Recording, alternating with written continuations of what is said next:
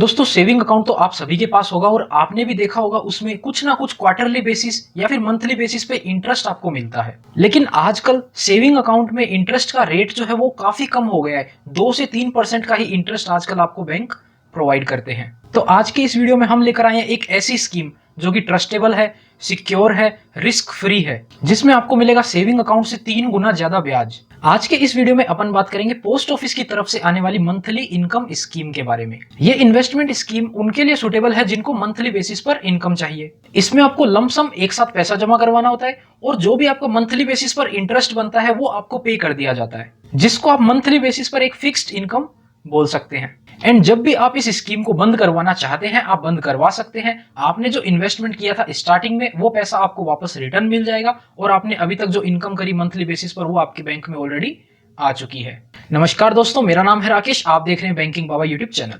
आज के इस वीडियो में अपन बात करेंगे कौन कौन इस स्कीम में पैसा इन्वेस्ट कर सकता है, कितने अमाउंट से आप इसमें अकाउंट ओपन कर सकते हैं और मैक्सिमम कितना इन्वेस्टमेंट कर सकते हैं, किस रेट पे इंटरेस्ट मिलेगा और साथ ही अपन कैलकुलेशन करके भी देखेंगे कि कितना इन्वेस्टमेंट करने पर आपको कितना मंथली बेसिस पर इनकम जनरेट हो सकता है एंड कितने टाइम के लिए आपको इसमें अकाउंट ओपन करवाना पड़ेगा। तो चलिए इस वीडियो को शुरू करते हैं। तो सबसे पहला सवाल आता है कौन कौन इसमें अकाउंट ओपन कर सकता है। कोई भी रेजिडेंट इंडियन जिसकी उम्र 10 साल से ऊपर है वो इसमें अपना अकाउंट ओपन कर सकता है। यानी कि आप किसी माइनर के नाम पे भी अकाउंट ओपन करना चाहें तो कर सकते हैं, लेकिन उसकी एज 10 से ज्यादा होनी चाहिए।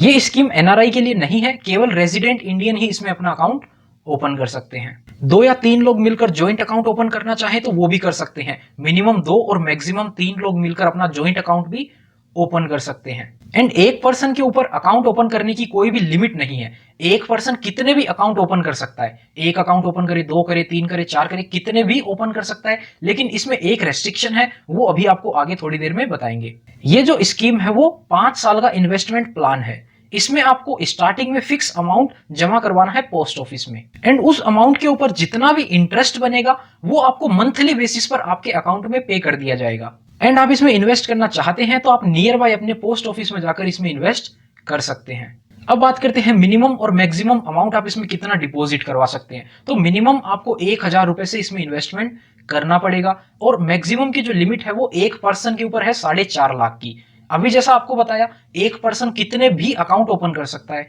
लेकिन उसकी जो टोटल अकाउंट की लिमिट है, सारे अकाउंट की लिमिट मिला के जो मैक्सिमम लिमिट है वो है 4.5 लाख रुपए। एक पर्सन अपने नाम से 4.5 लाख रुपए ही जमा करवा सकता है, चाहे वो अपने अकाउंट से करवाए, चाहे वो ज्वाइंट अकाउंट में मिलकर करवाए, किसी भी तरीके से वो करवाता है तो मैक्सिमम जो लिमिट है वो 4.5 लाख की ही रहेगी।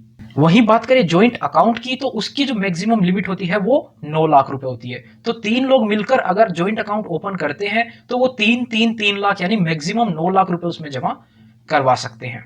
अब बात करें रिटर्न की तो इस पे आपको 6.6% का रिटर्न मिलेगा। यानी कि जितना पैसा आपने डिपॉजिट करवाया है उसके ऊपर 6.6% का रिटर्न कैलकुलेट किया जाएगा और उसको आपको हर महीने उसका जो इंटरेस्ट बनता है वो पेमेंट कर दिया जाएगा। अब चलिए इस कैलकुलेशन को समझते हैं एक एग्जांपल की हेल्प से। सपोज आपने 9 लाख रुपए का एक अकाउंट ओपन करवा लिया, ज्वाइंट अकाउंट है जिसकी मैक्सिमम लिमिट 9 लाख है और आपने 9 लाख रुपए से ही अकाउंट ओपन करवाया है। अब आप 9 लाख रुपए पे आपको जो इंटरेस्ट मिलेगा वो मिलेगा 6.6% का। अब जो ये 59,400 रुपीज है ये आपको एक साथ नहीं मिलेंगे, ये आपको मंथली बेसिस पर मिलता रहेगा। एक महीने का जितना रिटर्न होता है वो आपको पेमेंट होता जाएगा। तो एक महीने का जो अराउंड 5,000 के आसपास का जो रिटर्न बनता है वो आपको हर महीने पेमेंट मिलता जाएगा।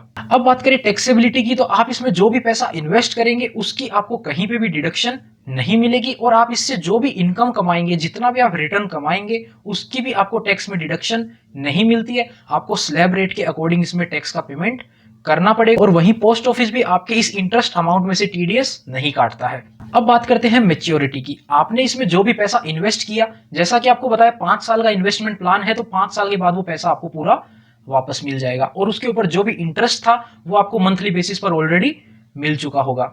और 5 साल के बाद आप दोबारा इसमें इन्वेस्ट करना चाहते हैं तो आप कर सकते हैं। जैसा कि आपको बताया एक पर्सन की जो मैक्सिमम लिमिट है वो है 4.5 लाख रुपए की, तो आप कैसे भी इन्वेस्टमेंट दोबारा करना चाहें तो कर सकते हैं। लेकिन अगर आपको 5 साल से पहले ही पैसे की रिक्वायरमेंट आ गई तो भी आपको प्री मैच्योर विड्रॉवल की फैसिलिटी भी प्रोवाइड की जाती है। लेकिन अगर आप फर्स्ट ईयर में यानी कि आपने जब पैसा जमा कराया तब से लेकर पहला साल कंप्लीट होने से पहले ही आपको पैसे की रिक्वायरमेंट होती है तो आप इसको प्री मैच्योर नहीं करवा सकते हैं। 1 साल के लिए आपको कम से कम इसमें इन्वेस्ट करना पड़ेगा। और दूसरे और तीसरे साल में अगर आपको विड्रॉ करना है पैसा तो आप कर सकते हैं, लेकिन आपके ऊपर 2% का चार्ज कटेगा और आपका जो 100% अमाउंट है वो ना मिलकर आपको 98% अमाउंट ही वापस मिलेगा। और चौथे और पांचवें साल में अगर आप विड्रॉ करते हैं तो आपका 1% का चार्ज कटेगा और 99% अमाउंट जो है वो आपको वापस मिल जाएगा। 5 साल के बाद ये स्कीम मैच्योर हो जाती है तो आपका जितना भी पैसा होगा 100% अमाउंट आपको वापस मिल जाएगा। अब बात करते हैं मेरे ओपिनियन की।